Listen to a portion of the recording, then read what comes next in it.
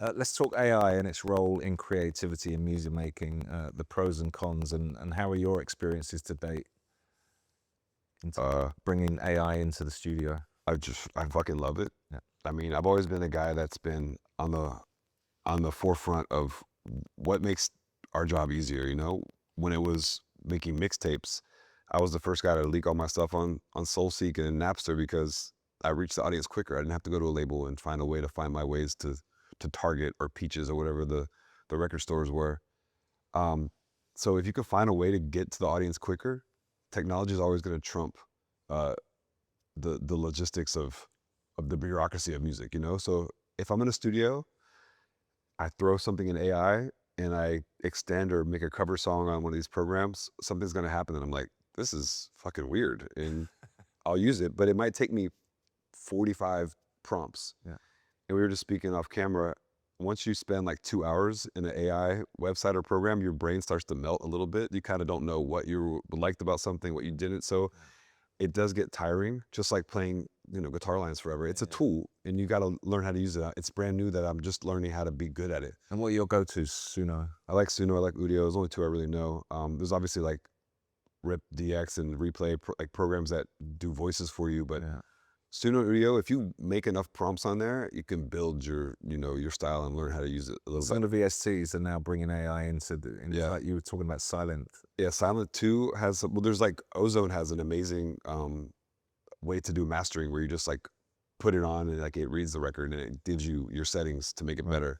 Also, there's like a really, really great function in Suno where you can just press remaster and it does a mix for you. It's not obviously not usable, but you're like, oh wow, they put the highs up, they changed the kick for me. So They do things like that. You're like, okay, I go back in the session and change the kick.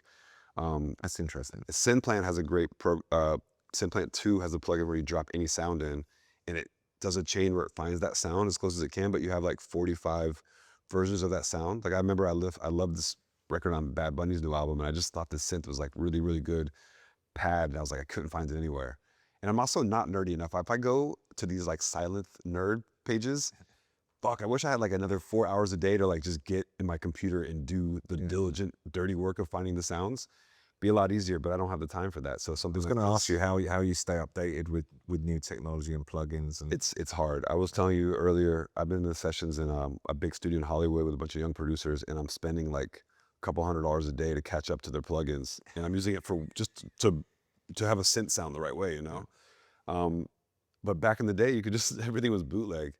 I remember I had cracked plugins, you can't do it. bro. I had the Waves plugins, Yeah. this whole Same here. bundle. Nobody paid for them, and then Waves hit my management like, "Hey, we want to do a deal with Diplo," and I remember writing back to them was like, I don't know how to say this, but like I have cracks, and they're like, "We're not working with you at all." Oh, they So they dropped the deal, and I still have the cracks, but Waves are cool. they didn't offer to give you the proper ones. They didn't give me the proper Okay. ones. Okay. You just great. UAD is great though. I have like they always hook me up, and they're great. Yeah, they're artist friendly. Honestly, they're making so much money now. These subscription services, like fucking Splice, are like $1 billion company now. So I mean, you can. Unbelievable, yeah. It's the technology caught up. It used to be just like a lot of young people had ingenuity to create really cool sounds, but now these companies are like owned by giant corporations, and they know that you got to move to subscription services. You got to have these kids pay every year $200, and that's you have like 100,000 people buying Ableton license every year. You're making a couple $100 million. So it's like a profitable companies.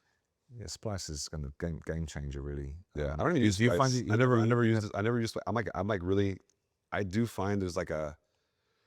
I mean, UK dance music, like what I think more Man, just the UK. there's just like a Splice fatigue, Right. You know, because I hear the same sounds in like 5 songs that come out at the same time. Like how many fucking times have I heard, not to deserve, but how many times have I heard that girl's voice and that song this vocal being used on different records? Yeah. And Well, she was a Splice girl, wasn't she? yeah, her name's Sophia. I actually went to Kenya and worked with her to record new songs. Oh, really? I met her and I was like, and then she got featured on that record, which is great because a lot of these artists, they just like get paid $200 to record 40 vocals, and some of those records are like going #1. It's kind of like the Wild West right now with all these vocals because all these Afro House records are just found vocals. As I had it with that Famax record on my label, which like and then you end up with 20 versions of the same song, but you hope that your one's the one that goes. How many songs had fucking the Squid Game theme? Yeah. that were like out, Yeah. like for real. Like, it was like 20 songs at once. Every artist had a Squid Game song. Yeah. Now it's Severance.